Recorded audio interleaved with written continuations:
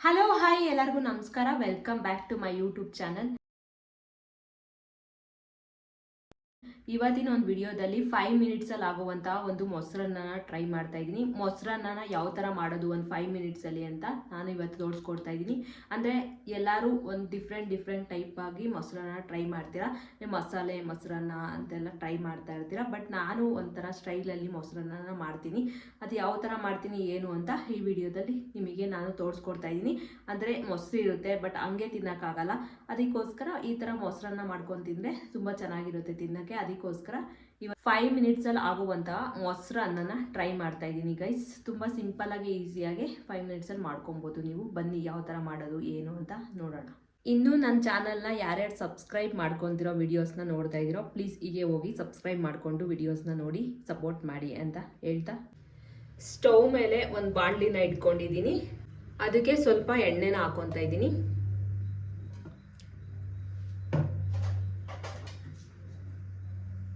ಸ್ವಲ್ಪ ಎಣ್ಣೆನ ಹಾಕ್ಕೊಂಡು ಅದು ಸ್ವಲ್ಪ ಕಾಯಬೇಕು. ಕಾಯಿದ ಮೇಲೆ ಸ್ವಲ್ಪ ಸಾಸಿವೆನ ಹಾಕೊತಾ ಇದ್ದೀನಿ.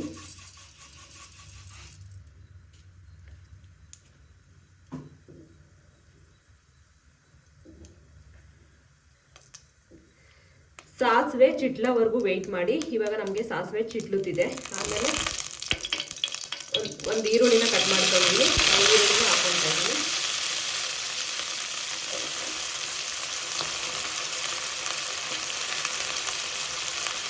ಒಂದು ದಪ್ಪ ಈರುಳ್ಳಿನ ಸಣ್ಣ ಕಟ್ ಮಾಡ್ಕೊಂಡಿದ್ದೆ, ಅದನ್ನ ಹಾಕೊತಾ ಇದ್ದೀನಿ. ಈಗ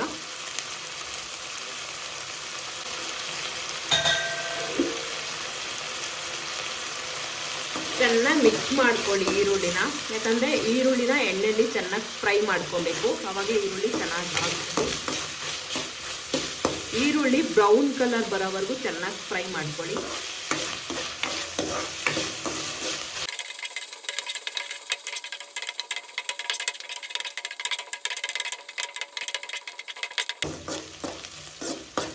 ಈರುಳ್ಳಿ ಈ ಥರ ಬ್ರೌನ್ ಕಲರ್ ಬರಬೇಕು ಅಂಥವರೆಗೂ ಚೆನ್ನಾಗಿ ಫ್ರೈ ಮಾಡಿಕೊಂಡು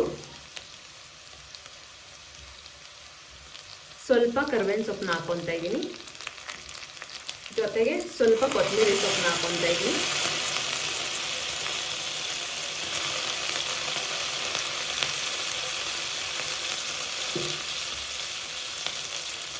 ಹಾಕ್ಕೊಂಡು ಈ ಥರ ಚೆನ್ನಾಗಿ ಮಿಕ್ಸ್ ಮಾಡ್ಕೊಳ್ಳಿ ಎಲ್ಲಾನು.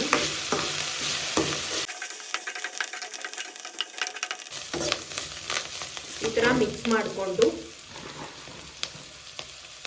ಸ್ವಲ್ಪ ಕಡಲೆಬೇಳೆನ ಹಾಕೊತಾ ಇದ್ದೀನಿ. ಸ್ವಲ್ಪ ಉದ್ದಿನ ಬೇಳೆನ ಹಾಕೊತಾ ಇದ್ದೀನಿ. ಯಾಕಂದರೆ ನಾನು ಸ್ವಲ್ಪ ಅಷ್ಟೇ ಮೊಸರನ್ನ ಮಾಡ್ತಾ ಇರೋದು, ಅದಕ್ಕೋಸ್ಕರ ಸ್ವಲ್ಪ ಹಾಕ್ಕೊಳ್ಳಿ ಸಾಕು. ನೀವೇನಾದರೂ ಜಾಸ್ತಿ ಮಾಡ್ತೀರಾ ಅಂದರೆ ಅದು ಎಷ್ಟು ಬೇಕೋ ಅಷ್ಟನ್ನು ಹಾಕ್ಕೊಳ್ಳಿ. ನಾನು ಯಾಕಂದರೆ ಸ್ವಲ್ಪ ಅನ್ನಕ್ಕಷ್ಟೇ ಮೊಸರನ್ನ ಟ್ರೈ ಮಾಡ್ತಿರೋದು, ಅದಕ್ಕೋಸ್ಕರ ಸ್ವಲ್ಪ ಹಾಕ್ಕೊತಾ ಇದ್ದೀನಿ.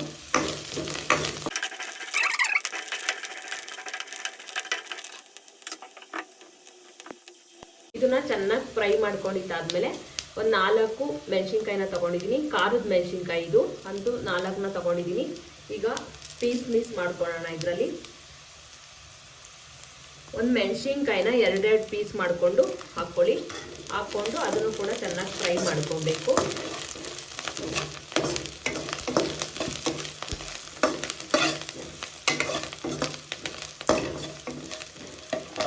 ಇದಕ್ಕೆ ಸ್ವಲ್ಪ ಜೀರಿಗೆನ ಹಾಕೊತಾ ಇದ್ದೀನಿ.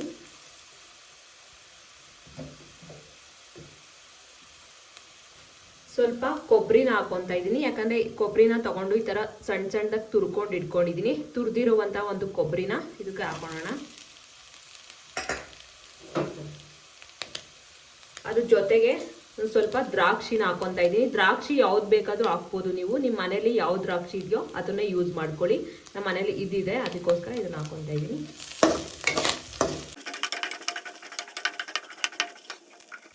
ರುಚಿಗೆ ತಕ್ಕಷ್ಟು ಉಪ್ಪನ್ನ ಹಾಕ್ಕೊಳ್ಳಿ.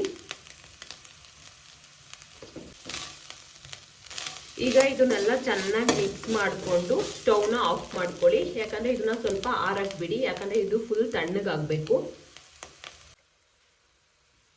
ಇದು ಫುಲ್ಲು ತಣ್ಣಗಾಗಿದೆ ಈಗ. ಅದಕ್ಕೆ ನಾವು ಮುಂಚೆನೇ ಮಾಡಿಟ್ಕೊಂಡಿದ್ವಿ ಅನ್ನನ ಇದಕ್ಕೆ ಹಾಕ್ಕೊತಾ ಇದ್ದೀನಿ.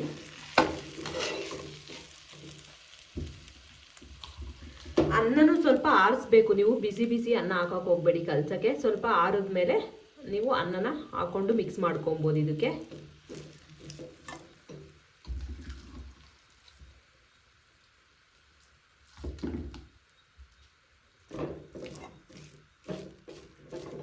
ನಾನು ಇಷ್ಟು ಅನ್ನನ ಹಾಕ್ಕೊಂಡಿದ್ದೀನಿ.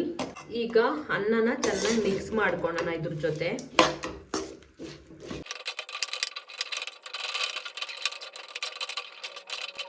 ಈ ಥರ ಚೆನ್ನಾಗಿ ಮಿಕ್ಸ್ ಮಾಡ್ಕೊಂಡಿದ್ದಾದ್ಮೇಲೆ ಇಲ್ಲಿ ನಾನು ಗಟ್ಟಿ ಮೊಸರನ್ನ ತೊಗೊಂಡಿದ್ದೀನಿ. ಮೊಸರು ಫುಲ್ ಗಟ್ಟಿಗಿರಬೇಕು ಗೈಸ್, ನೀರು ಥರ ಮಜ್ಜಿಗೆ ಥರ ಮಾಡಬೇಡಿ. ಮೊಸರನ್ನ ಫುಲ್ ಗಟ್ಟಿಗಿರೋ ಮೊಸರನ್ನ ಇದಕ್ಕೆ ಹಾಕೊಳ್ಳೋಣ.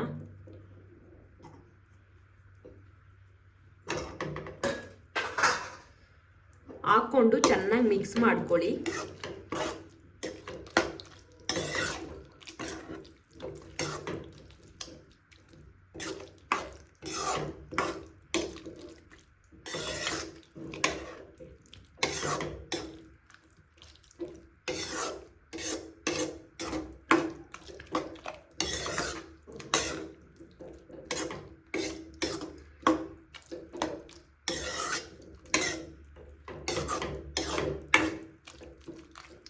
ಈ ಥರ ಚೆನ್ನಾಗಿ ಮಿಕ್ಸ್ ಮಾಡ್ಕೊಂಡಿದ್ದಾದ್ಮೇಲೆ ಇದಕ್ಕೆ ನಾನು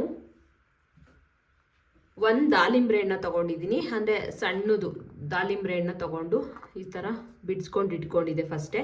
ಅದನ್ನು ಹಾಕ್ಕೊಳ್ಳೋಣ ಇದ್ರ ಮೇಲೆ. ದಾಳಿಂಬ್ರೆ ಹಣ್ಣು ಹಾಕ್ಕೊಂಡು ಅದನ್ನು ಕೂಡ ಚೆನ್ನಾಗಿ ಮಿಕ್ಸ್ ಮಾಡ್ಕೊಳ್ಳಿ. ನನಗೆ ಮೊಸರನ್ನಕ್ಕೆ ದಾಳಿಂಬ್ರೆ ಹಣ್ಣು ಈ ಥರ ಎಲ್ಲ ಕಾಣಿಸ್ತಾ ಇರಬೇಕು ಗೈಸ್, ಅದಕ್ಕೆ ಸ್ವಲ್ಪ ಜಾಸ್ತಿ ಹಾಕ್ಕೊಂಡಿದ್ದೀನಿ. ನಿಮಗೆ ದಾಳಿಂಬ್ರೆ ಹಣ್ಣು ಇಷ್ಟ ಇಲ್ಲ ಅಂದರೆ ಸ್ವಲ್ಪ ಕಡಿಮೆ ಹಾಕ್ಕೊಳ್ಳಿ. ಬಟ್ ದಾಳಿಂಬ್ರೆ ಹಣ್ಣು ಹಾಕ್ಕೊಂಡ್ರೆ ಮೊಸರನ್ನ ಚೆನ್ನಾಗಿರೋದು, ಇಲ್ಲದೇ ಚೆನ್ನಾಗಿರಲ್ಲ. ಬಟ್ ಅದಕ್ಕೋಸ್ಕರ ನಾನು ಸ್ವಲ್ಪ ಜಾಸ್ತಿನೇ ಹಾಕ್ಕೊಂಡಿದ್ದೀನಿ. ನೀವು ಸ್ವಲ್ಪ ಕಡಿಮೆನೇ ಹಾಕ್ಕೊಳ್ಳಿ. ದಾಳಿಂಬ್ರೆ ಹಣ್ಣು ಇಷ್ಟ ಇರೋರು ಸ್ವಲ್ಪ ಜಾಸ್ತಿ ಹಾಕ್ಕೊಳ್ಳಿ, ಇಷ್ಟ ಇಲ್ದಿದ್ದವರು ಸ್ವಲ್ಪ ಕಡಿಮೆ ಹಾಕ್ಕೊಳ್ಳಿ, ಅಷ್ಟೇ, ಇನ್ನೇನಿಲ್ಲ. ಇವಾಗ ಇದನ್ನು ಚೆನ್ನಾಗಿ ಮಿಕ್ಸ್ ಮಾಡಿದ್ರೆ ನಮಗೆ ಮೊಸರನ್ನ ರೆಡಿ ಆಗುತ್ತೆ.